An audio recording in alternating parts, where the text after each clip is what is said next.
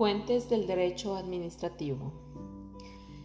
Es aquello que produce o genera el derecho y de acuerdo a sus características puede ser formal, real o histórico.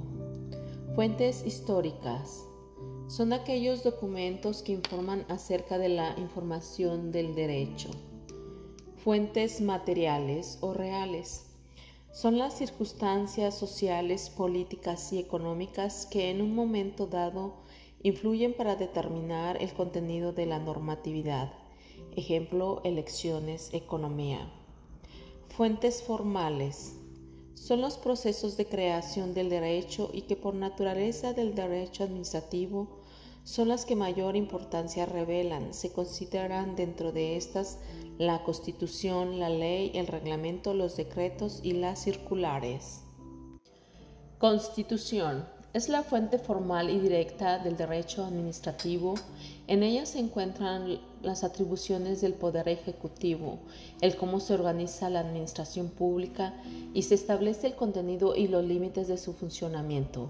Se regula el procedimiento para elaborar todas las demás normas, así como límites y alcances de su contenido. Número 2. Ley. Son consideradas como ordenamientos jurídicos que regulan las conductas de las personas de manera general, abstracta y obligatoria. En materia administrativa existen diversos tipos de leyes. Número 1. Ordinarias orgánicas, que la función principal es estructurar los diferentes órganos de la administración. Ejemplo, Ley Orgánica del Poder Ejecutivo del Estado. Las 2 es reglamentarias. Precisan uno o varios preceptos de la Constitución con el fin de ensalzar los conceptos y contribuir los medios necesarios para su aplicación. Ejemplo, Ley General de Educación, Ley de Amparo, Ley de Salud. Diferencias entre ley reglamentaria y reglamento. En cuanto a su origen, la ley reglamentaria se genera por el Poder Legislativo de acuerdo al artículo 89 de la Constitución y los reglamentos los establece o los genera el Poder Ejecutivo. En cuanto a su existencia, la ley existe y tiene plena validez sin necesidad del reglamento. El reglamento requiere de la existencia de la ley, salvo excepciones expresas como el de los reglamentos autónomos, ejemplo, bando de policía y buen gobierno. En cuanto al contenido, la ley tiene una materia reservada que solo ella puede regular.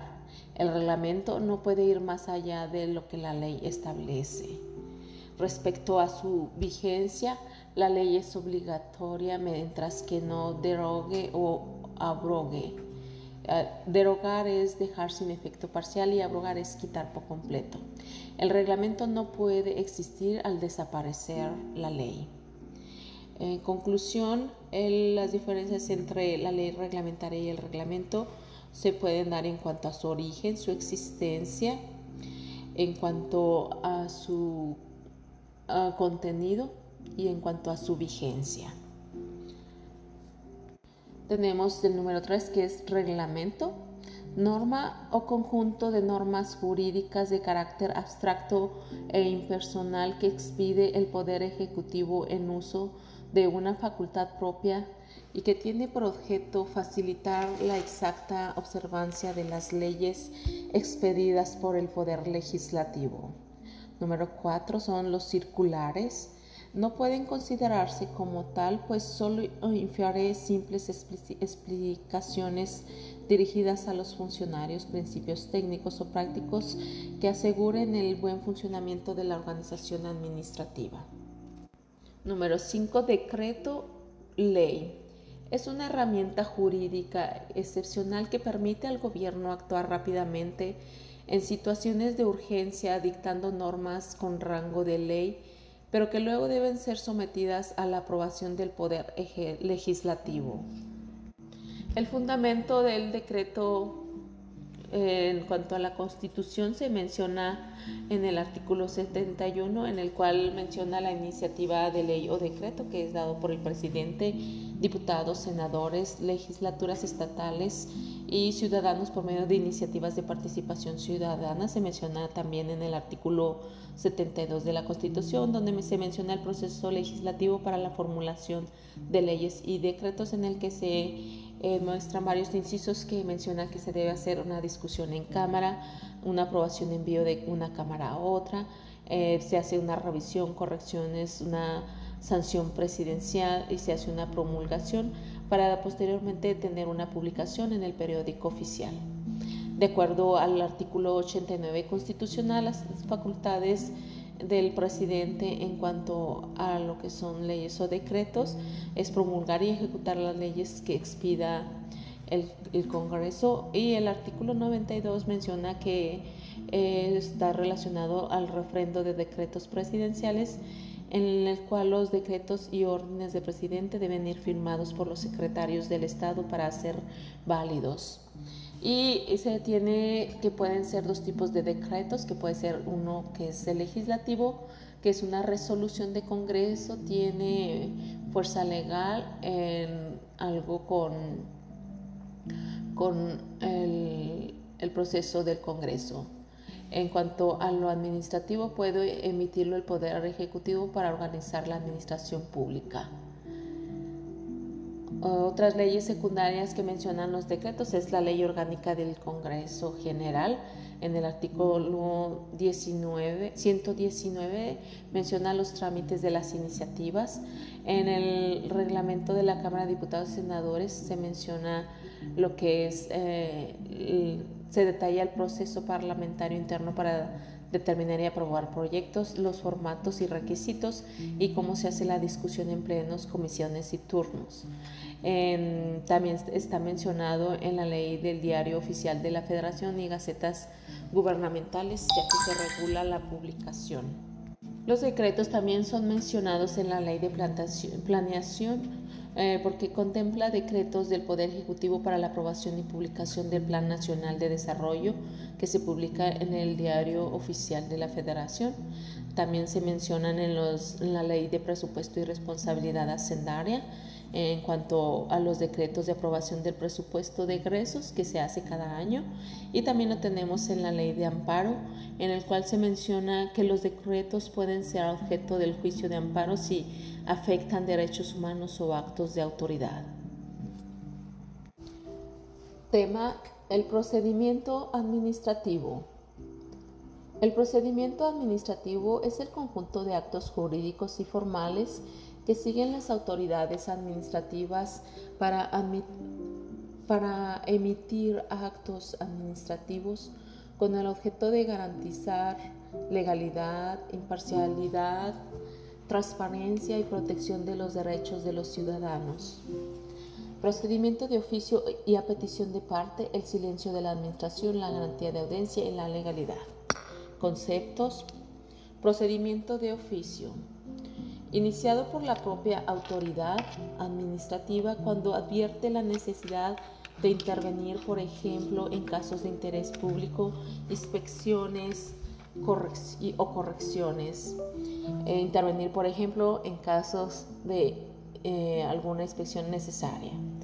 Procedimiento a petición de parte, iniciado por un ciudadano, empresa u organización que utiliza o solicita algo a la administración, como una licencia, permiso, subsidio, etc. Silencio administrativo es la falta de respuesta por parte de la administración dentro del plazo legal.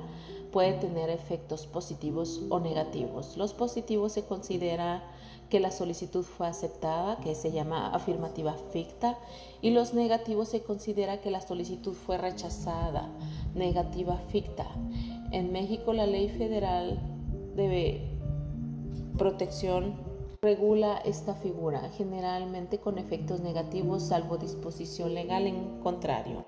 La Ley Federal del Procedimiento Administrativo, en el artículo 17, menciona que salvo que en otra disposición legal o administrativa de carácter general se establezca otro plazo, no podrá exceder de 3 meses el tiempo para la dependencia u organismos descentralizados resuelva lo que corresponda. Transcurrido el plazo aplicable, se entenderán las resoluciones en sentido negativo al promovente, a menos que en otra disposición legal o administrativa de carácter general se prevea lo contrario. A petición del interesado se deberá expedir constancia de tal circunstancia dentro de los 2 días hábiles siguientes a la presentación de la solicitud respectiva ante quien deba resolver. Igual constancia deberá expedir cuando otras disposiciones prevean que, transcurrido el plazo aplicable, la resolución deba entenderse en sentido positivo. En el caso de que se recurra a la negativa por falta de resolución y ésta a su vez no se resuelva dentro del mismo término, se entenderá confirmada en sentido negativo. Garantía de audiencia. Derecho de toda persona a ser oída antes de que la administración adopte una decisión que le pueda afectar. Incluye presentar pruebas, alegar y defenderse. Es un principio del debido proceso administrativo. Artículo 14 constitucional es el que nos menciona lo que es el principio de legalidad, en el que toda actuación de la administración debe estar fundada y motivada conforme a la ley. Es un principio esencial del Estado de Derecho. La conclusión del procedimiento. El procedimiento administrativo concluye con una resolución administrativa que puede ser favorable, desfavorable, improcedente, desistimiento o por cumplimiento del objeto. El favorable significa que concede lo solicitado o resuelve conforme a lo esperado. Desfavorable niega o impone obligaciones. Improcedente es por falta de requisitos o incompetencia. Desistimiento es por renuncia expresa, por cumplimiento del objeto, cuando se cumple la finalidad del procedimiento. La resolución debe ser movida, fundada, clara y notificada formalmente a las partes interesadas. Esto de acuerdo a la Ley Federal de Procedimientos Administrativos. En el artículo 57 ponen fin al procedimiento administrativo. Nos dice que es la resolución del mismo, el desistimiento, la renuncia al derecho en que se funde la solicitud, cuando tal renuncia no esté prohibida por el ordenamiento jurídico, la declaración de caducidad, la imposibilidad material de continuarlo por causas sobrevenidas y el convenio de las partes siempre y cuando no sean contrario al ordenamiento jurídico ni verse sobre materias que no sean susceptibles de transacción y tengan por objeto satisfacer el interés público con el alcance, efectos y régimen jurídico específico que en cada caso prevea la disposición que lo regula. 2. Elementos del acto administrativo. El acto administrativo es una manifestación unilateral de voluntad realizada por una autoridad administrativa en ejercicio de su competencia que produce efectos jurídicos individuales y concretos. Inciso A. El sujeto y la competencia. Ejemplo, un agente de tránsito no puede clausurar un establecimiento comercial, estaría actuando sin competencia. Inciso F. Diferencia con la capacidad del derecho civil. En derecho civil, la capacidad se refiere a la aptitud legal de una persona para ejercer derechos y contraer obligaciones. Ejemplo, un menor de edad tiene capacidad limitada. En derecho administrativo se habla de competencia, no de capacidad. La competencia no es renunciable ni transferible y solo puede ejercerse conforme a la ley. En derecho civil es el derecho administrativo, capacidades, competencia puede ser limitada y depende de la persona. En el derecho administrativo se tiene la competencia, solo existe si la ley la otorga y depende del cargo y función. En resumen, la competencia en el ámbito del derecho civil se tiene la capacidad y puede ser limitada y depende de la persona. En el derecho administrativo se tiene la competencia, solo existe si la ley la otorga y depende del cargo y función. Elementos internos o sustanciales del acto administrativo. Estos son la voluntad, objeto, motivo, finalidad, forma. Definiciones de cada uno de ellos son los siguientes. Voluntad es la decisión libre y consciente de la autoridad. Debe estar exenta de vicios, error, dolo, coacción, etc. Objeto, la materia sobre la que recae el acto. Debe ser lícito, posible, determinado o determinable y estar previsto en la ley. Motivo, son los hechos y fundamentos jurídicos que justifican el acto. Debe haber relación lógica entre el motivo y el objeto. Finalidad, el propósito legal para el cual fue otorgada la competencia. Forma, los actos administrativos deben cumplir con ciertos requisitos formales, ser escritos, contener firma, fundamentación, motivación, etc. La Ley Federal de Procedimientos Administrativos nos menciona en el artículo 3 los elementos y requisitos del acto administrativo. Debe ser expedido por órgano competente, tener objeto que pueda ser materia del mismo, cumplir con la finalidad de interés público regulado por las normas en que se concreta, hacer constar por escrito y con la firma autógrafa de la autoridad que lo expida, estar fundado y motivado, ser expedido sujetándose a las disposiciones relativas al procedimiento administrativo, ser expedido sin que medie error sobre el objeto, causa o motivo o sobre el fin del acto, ser expedido sin que medie dolo o violencia en su emisión, mencionar el órgano del cual emana, ser expedido sin que nadie medie error respecto a la referencia específica de identificación, ser expedido señalando lugar y fecha de emisión. Tratándose de actos administrativos, debe notificarse, deberá hacerse mención de la oficina en la que se encuentra y puede ser consultado el expediente respectivo.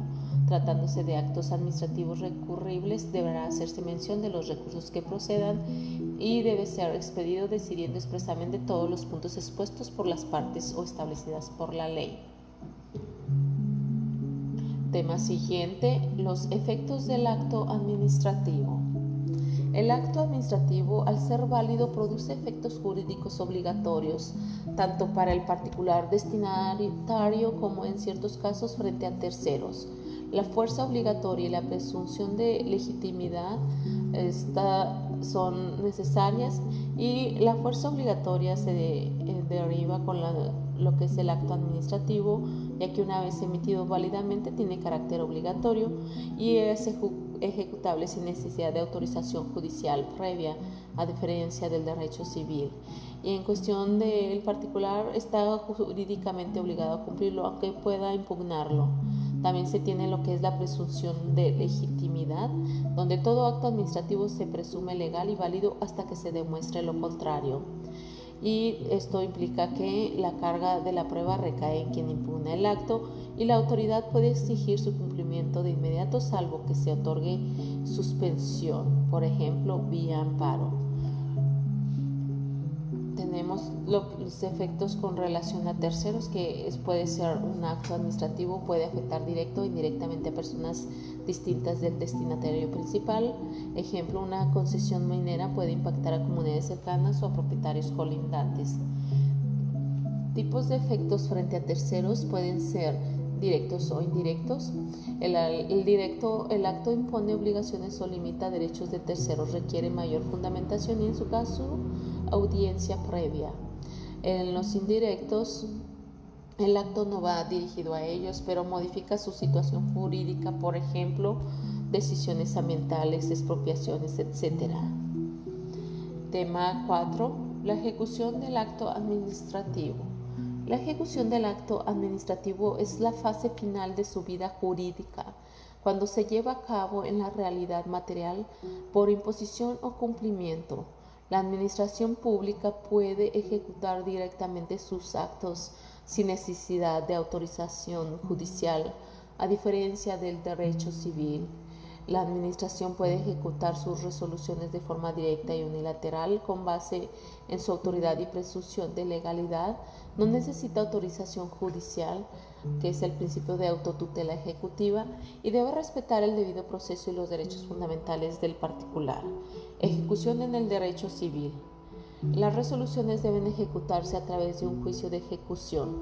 Requiere intervención judicial mediante demanda, sentencia y requerimiento forzoso, incluso uso de embargos o auxilio de fuerza pública. Tenemos lo que es la comparación. en el aspecto del derecho administrativo y en el derecho civil.